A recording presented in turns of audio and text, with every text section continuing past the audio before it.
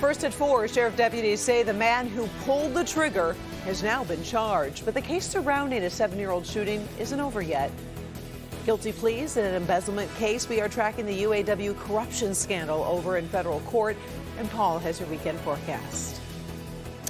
And I'll tell you what, Karen, we have a few little light splash and dash sprinkles or light showers, and there's more on the way for this evening. But that's not interesting to you. What's interesting is snow, and we have some of that on the way, and I will break it down for you straight ahead first at 4. Local 4 News starts now with a breaking news alert. First at 4, breaking news with more charges in the shooting death of a 7-year-old girl in Pontiac. This time, a teenager suspected of pulling the trigger has been charged. 7-year-old Aria Jackson was shot on March 18th while coming home from school with her mom, her sister, and her cousins. Her mother said an orange SUV drove up with 2 men inside and shots were fired. Oakland County Sheriff's deputies say 19-year-old Justin ROUSER is a member of the 4-block street gang. He was arraigned today on 10 felony charges, including first-degree murder. Right now, there is no connection between him, the victim, or her family. As we told you yesterday, police are still looking for Jawan McDonald, also charged with first-degree murder. Deputies say he was driving the SUV. There's a $10,000 reward being offered for information that leads to his arrest. Southfield police are questioning a suspect in a murder of a 73-year-old woman. Police say a 23-year-old man called 911 Thursday night to report a senior citizen wasn't breathing. Investigators raced to the Legacy Place apartments near 9 Mile in Greenfield. They found the victim shot several times. Officers say the young man gave conflicting information and he was quickly taken into custody. Now it's believed he's a relative of the woman who recently let him move into her home. We'll have an update tonight at 5, including what we've learned about the suspect's background. Another former UAW official has just pleaded guilty to criminal charges. 54-year-old Timothy Edmonds was the treasurer and chief financial officer for Local 412 out of Warren. He pleaded guilty today to 2 of 5 counts against him: embezzlement of union funds and money laundering. Prosecutors say he took more than $2 million from the local. The judge deemed him a flight risk and says he'll remain behind bars until sentencing in July.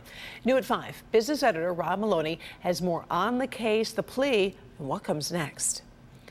The number of new COVID cases in Michigan is holding pretty steady, but the 7-day positivity rate has edged up just a bit. State reporting a total of nearly 1,600 new cases over the past 2 days.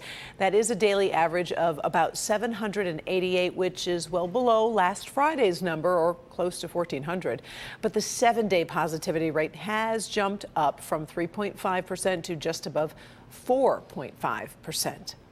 Michigan's redistricting panel has reversed a controversial pay raise just months after voting for a boost. The amendment that created the panel says members must make at least $39,000 a year. Commissioners voted last year to be paid more than $55,000 and boosted their pay further to $60,000 in February.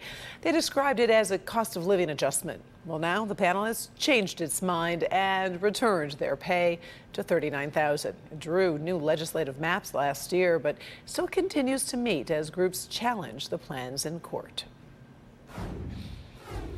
Well, we are headed into the weekend, but it looks like colder temperatures, they're making a comeback. We could even see rain turn into snowflakes. You definitely caught my attention on those headlines, Paul. What up with the snow?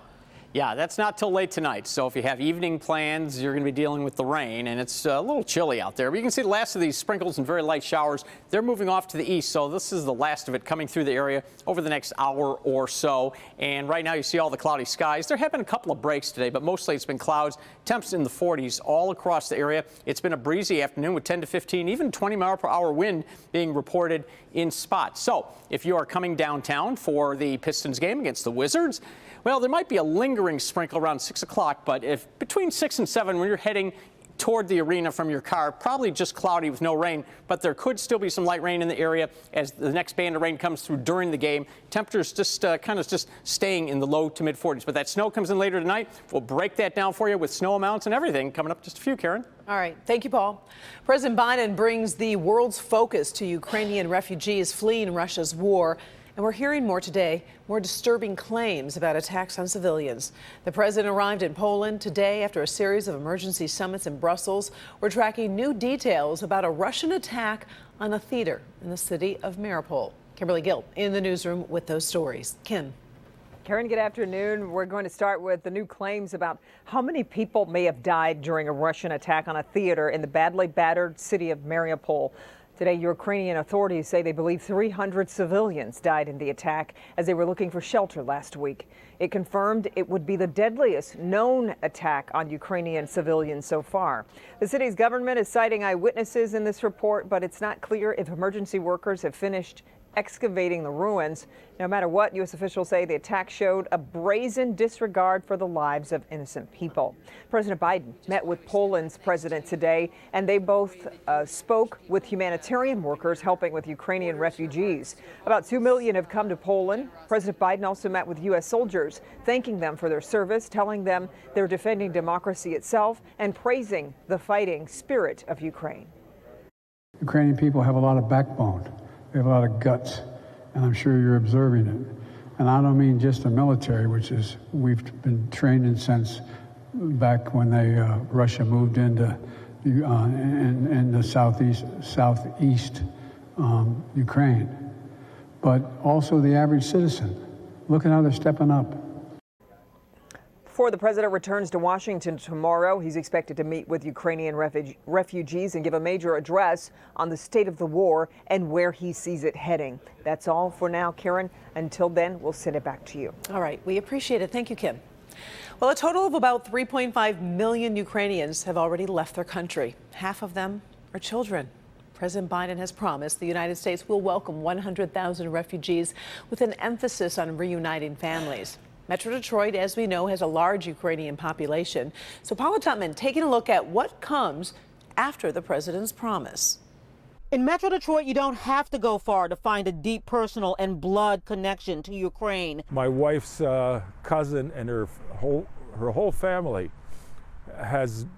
drove from Kiev, had to leave that situation, drove all the way into Moldova, then Romania, then to Bulgaria. An estimated 50,000 Ukrainian Americans call Michigan home, and their connections to their ancestry are incredibly strong. This one here has to be over 250 years old. Vera Murhaj shows off her collection of ikonas. Each has a story. Each pulls her back to where her blood is mixed and runs deeply, rooted in the soil of Ukraine. When my father was escaping during the war, his mother gave him that.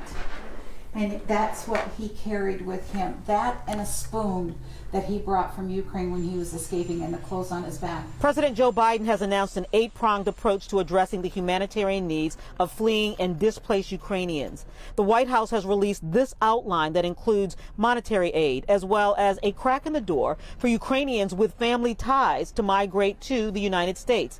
Similar to the Displaced Persons Program after World War II, the Displaced Ukrainians Program will bring families to the U.S., but it is a process that does not happen overnight. The first step in the process overseas is for refugees to go through the processing centers that are being set up in the neighboring countries. Samaritas in Michigan will be one of the assisting agencies, but is still waiting for specific parameters from the government to even begin the process of inviting applicants to apply at welcome centers in Europe.